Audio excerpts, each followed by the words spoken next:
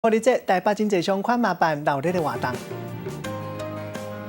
基本的粽叶是要安怎包咧？手势是要哪里啊？这个面角拢要扎真好势。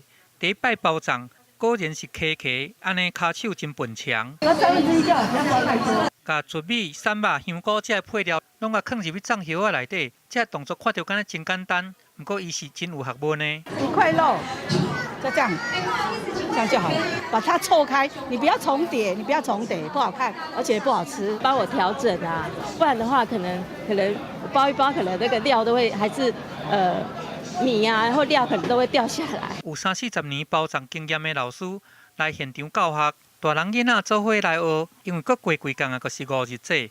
主办单位准备1万斤的米、200斤的餡料，估计会当包出1300粒的肉粽。台北大桥头沿山相款应景来办这个5日节的活动，真正闹热。排队的人排到长路路，还有这个跋杯的活动，民众有机会通摕到5日节的伴手礼。